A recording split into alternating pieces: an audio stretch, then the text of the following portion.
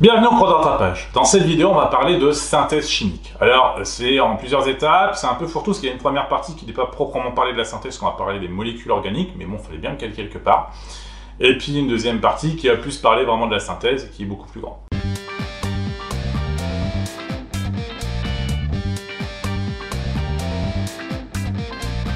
Les entités organiques ont toutes ce qu'on appelle un squelette carboné. Un squelette carboné, c'est l'enchaînement des atomes de carbone consécutifs qui forment donc le squelette, la colonne vertébrale de notre molécule. Alors bien sûr, ce squelette, il peut être ramifié, il peut être cyclique ou il peut être linéaire. Ça, on l'a plus ou moins déjà vu. Ce squelette carboné, si jamais il y a un cycle ou des liaisons multiples, double ou triple, eh bien on parle de squelette insaturé, tandis que eh bien s'il n'y en a pas, on parle de squelette saturé. Saturé parce qu'il est saturé en hydrogène. Il existe plein de façons de représenter les molécules, bon, comme celle-ci que je vous ai montré, hein, formule semi-développée, développée, etc. Mais aussi, il y a aussi la formule topologique, qui est vachement pratique parce qu'en fait, elle a cette tête-là. Et l'avantage chez là, c'est qu'elle prend encore moins de place. Alors, la formule topologique, elle est très simple. On part du principe qu'à chaque bout de segment, à chaque extrémité de segment, on a un carbone. S'il y a autre chose qui est précisé, bah, comme là en haut, bah, là c'est que c'est pas un carbone, hein, c'est un oxygène. Donc on a un carbone et puis ensuite eh bien, on a juste à compléter avec des hydrogènes pour ce qui manque. Voilà. Donc les carbones ne sont pas précisés, les hydrogènes non plus, à part s'ils sont dans une fonction. Et pour le reste, eh bien, ça va quand même très vite ce genre de formule topologique. On essaye de faire en zigzag pour qu'on ait vraiment des lignes brisées qui nous permettent de déterminer à chaque fois qu'on a un changement de direction de la ligne, eh bien, on a un carbone. Et les hydrogènes qui vont avec. Donc, je peux vous en donner quelques-uns à faire. Voilà, je vous fais faire une pause entre les molécules, le temps que vous les fassiez.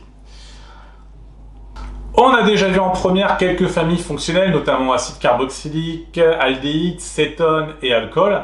Eh bien, en voici des nouvelles, parce que ben, ça ne s'arrête jamais. Alors, on les aura quasiment toutes vues, hein, à partir du moment où on a fait tout ça.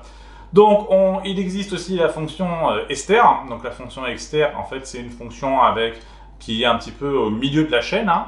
La fonction amine, qui consiste à rajouter un NH, un N quelque part, et après on a des amines qui sont dits primaires, secondaires et tertiaires, un peu comme les alcools, mais ça on le voit plus. La fonction amide, qui est un peu entre l'amine et l'ester. Et enfin, les fonctions halogéno-alcanes, qui consistent à rajouter un halogène sur la chaîne carbonée, donc du chlore, de l'iode, du brome ou du fluor. Pour les noms correspondants, eh bien, les halogénoalcanes, ils sont vraiment pas durs à nommer puisqu'on va prendre fluoro, chloro, bromo, iodo. Pour les autres, c'est un peu plus compliqué. Alors pour l'amine, eh bien, on va dire amine machin. Bon, c'est vraiment pas très compliqué, hein, on s'est pas embêté. On va préciser bien sûr sa position. Pour l'ester, eh bien, ça va être de l'OAT de Hill. Alors par exemple, on va prendre la partie de la chaîne qui contient le carbone fonctionnel. Le carbone fonctionnel, c'est celui qui se retrouve avec le double liaison O et l'oxygène. Il y a lui. Ça va être le OAT 2. Donc, ça peut être eh bien, du butanoate, par exemple, s'il y a, avec notre produit, donc 4 carbones. Et l'autre partie, ben, ça va être de Hill. Donc, s'il y a 3 carbones au côté, ben, on aura du butanoate de propylène. Et pour les amides, on dira juste amide en précisant à quel endroit se trouve la chose. Voilà, et pas forcément fastoche, amide. On peut se retrouver avec des molécules qui ont la même formule brute, mais pas la même formule semi-développée parce qu'ils n'ont pas le même enchaînement d'atomes. Et même parfois, c'est parce qu'ils n'ont pas la même fonction. Et ça, c'est ce qu'on appelle de l'isomérie de constitution. Des isomères sont des molécules qui n'ont pas la même formule semi-développée, mais la même formule brute. On peut retrouver notamment des hétéroxydes et puis des alcools qui peuvent se retrouver avec la même formule brute, mais il y en a plein d'autres. Optimiser une synthèse, ça revient à agir sur deux choses, sa vitesse et son rendement. On peut privilégier l'un, l'autre, ou même les deux, hein, si on se débrouille bien. Alors pour augmenter sa vitesse, c'est pas très compliqué parce qu'en fait il suffit d'agir sur les facteurs cinétiques qu'on connaît, c'est-à-dire la température, en installant un chauffage à reflux par exemple. On peut aussi installer un catalyseur, hein, on sait très bien que le catalyseur va permettre d'accélérer potentiellement la réaction. Et aussi, on peut jouer sur les concentrations, parce qu'on sait que plus c'est concentré, plus ça réagit vite. Pour pouvoir réussir à agir sur le rendement, on peut introduire un des réactifs en excès, ce qui fait qu'on va agir aussi sur le quotient de réaction. Et on peut aussi retirer au fur et à mesure les produits formés. Ça fait aussi agir sur le quotient de réaction, puisqu'en fait les produits vont être formés, et donc du coup le quotient de réaction restera très faible. Et si on a un réactif en excès, en fort excès, eh bien, le dénominateur du quotient de réaction sera aussi élevé, donc du coup ça va permettre de baisser le quotient de réaction, donc de permettre à la réaction de continuer à avancer. Des stratégies de synthèse, il y en a plusieurs. Mais ce qu'il faut d'abord voir, c'est qu'on va savoir si on va modifier un groupe ou si on va modifier une chaîne. Alors s'il y a une modification de chaîne, ça veut dire qu'on a brisé une liaison entre deux carbones et que donc, du coup notre chaîne, a priori en sortant, sera plus courte. Tandis que s'il y a une modification de groupe, c'est juste qu'on a remplacé un groupe carboxyle, par un autre groupe, un groupe carbonyle ou un groupe amine.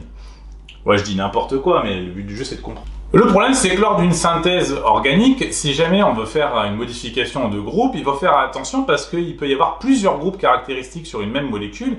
Il va falloir protéger certains groupes. Pour protéger le groupe, on va le transformer en un autre groupe qui est moins réactif, mais il faudra aussi avoir une réaction plus tard, un acte élémentaire qui arrivera beaucoup plus tard, ou une autre réaction qui nous permettra de déprotéger le groupe, de lui faire retrouver sa forme d'origine.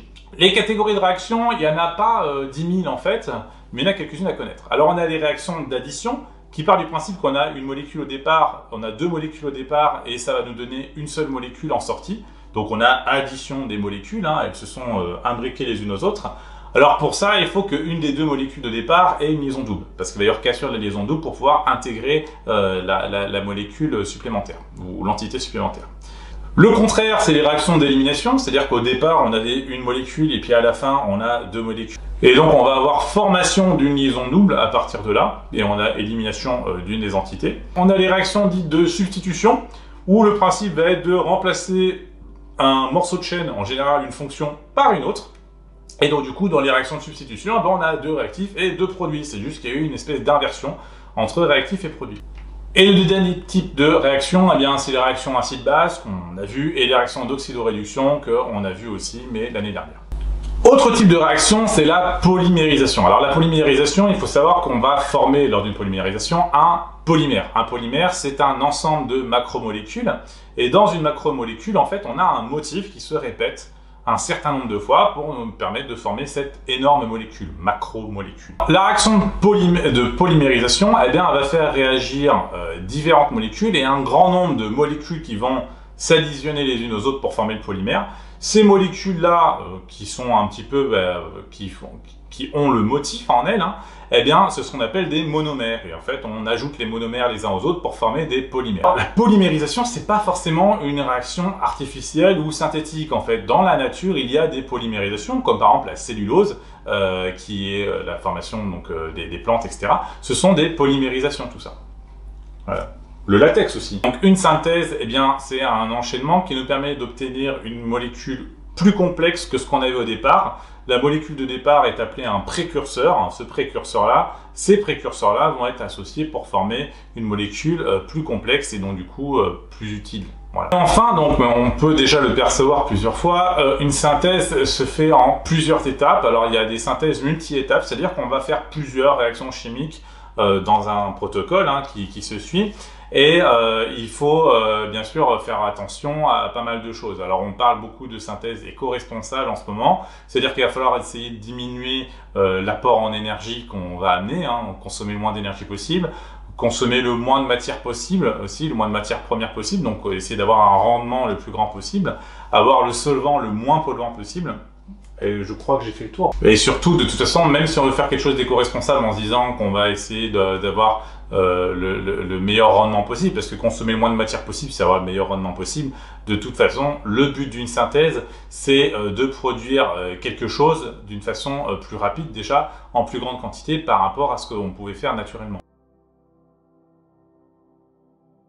Donc voilà, c'est fini pour cette vidéo sur la synthèse chimique. Je vous laisse mettre tous les trucs qui sont nécessaires sur YouTube. Je vous quitte avec une citation de Robert Bunsen, l'inventeur du bec benzène, donc qui était chimiste, qui dit qu'un chimiste qui n'est pas physicien n'est rien du tout.